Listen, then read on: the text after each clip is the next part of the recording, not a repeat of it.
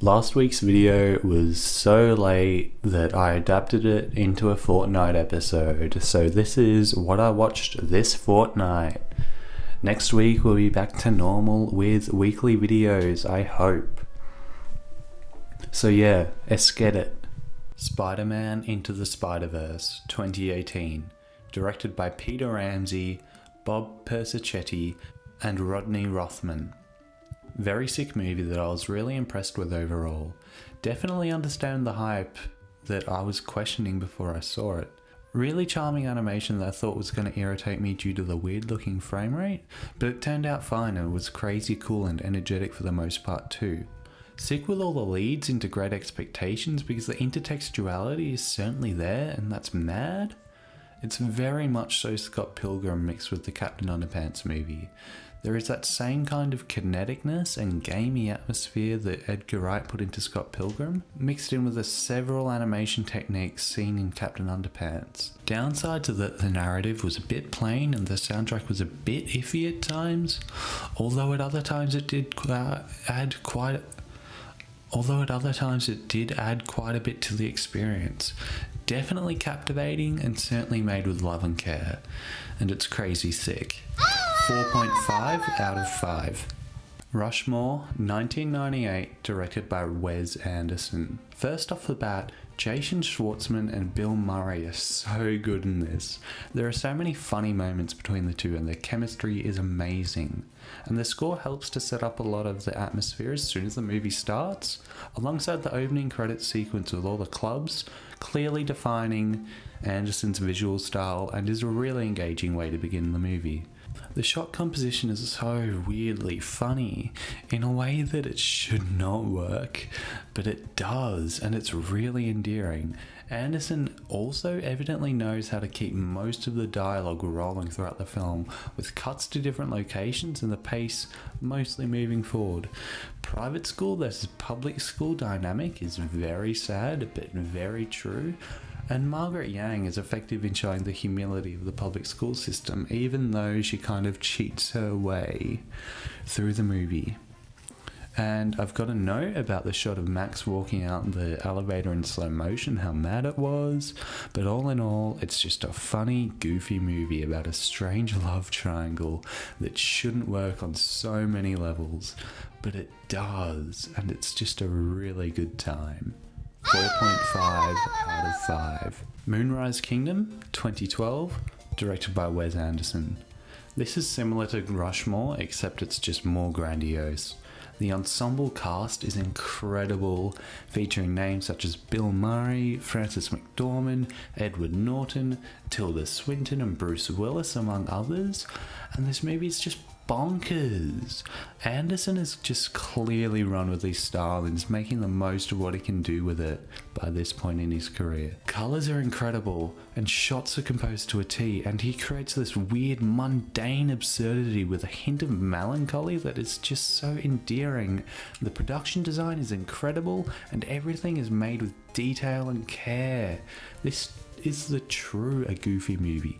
This movie is so dumb and so charming and so fun. It's great.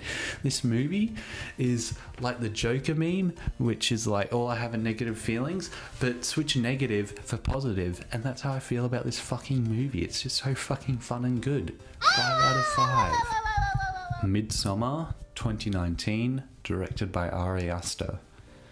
This had the fuckedness factor that I didn't believe that Hereditary had, and boy did it fuck me up. It's so fucked.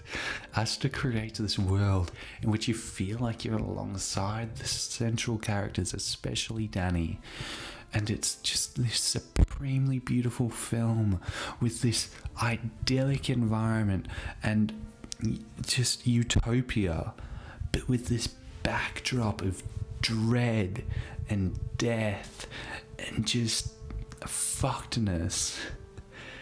There's this hanging on the faces with the distortion of backgrounds and camera movement that creates a really disorienting experience for the viewer, and it just gets in your head.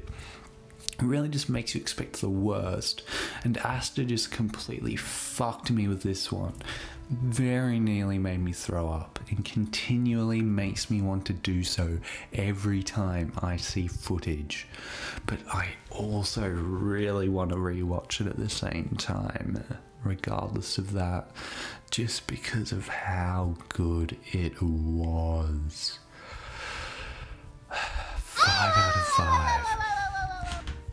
There Will Be Blood, 2007, directed by Paul Thomas Anderson. I expected more from this, but at the same time I don't know how I could get any more from it than what was already there. This film is definitely PTA demonstrating his mastery of the medium, but I feel like it was just not engaging enough for me. It ebbs and flows from sick to not sick too much. And even then, the not sick parts are great. They're just boring. Daniel Day-Lewis and Paul Dano are also great, and when they're on fire is when the film is just at its absolute best. But then it just drops off again, and it's super sad, but it's just how it is. I can see how people see this as an absolute masterpiece, and in many ways I can see it as one too. It's really great at what it does, and its commitment to the setting and period through production design is great, but I guess it's just not entirely my thing. It wasn't particularly enjoyable for me. But that whole ending sequence is amazing within the context of the film. 4 out of 5. The Lighthouse, 2019, directed by Robert Eggers. I rewatched this at Lido Cinemas in Hawthorne just because I felt like I needed to watch it again, because I could not stop thinking about it. And yeah, I was right. The sound design flourished in the cinema, and I was able to pick up on so much more of the dialogue as I wasn't constantly anticipating what was going to happen next. And yeah, it was really great, and I'd happily go out to rewatch it again. But apart from that, most of what I said in the original video still holds up. Link on this screen right now. But yeah, everything I said then can be said about this, but just fucking double it. 5 out of 5, up from a 4.5 out of 5. Fantastic Mr. Fox, 2009, directed by Wes Anderson. This is so crazy for an animated film. I don't want to repeat myself after talking about Moonrise Kingdom and SpiderVerse, because this is just a mix of the two, but so much of what was said there could also be said here. The colours, narrative and cast are great, and the animation is just so good and fun and great and endearing. So much cool stuff to this, and it's so crazy that it's stop motion.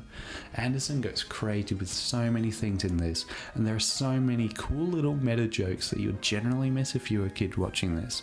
It feels a bit like the James Gunn Scooby-Doo movie, in the way that it's an adult movie but was also repurposed into a kids movie, and it just feels so reminiscent of that, and it's just a really fucking fun movie that's just, and it says a lot as well. It says a lot about people and how we exist.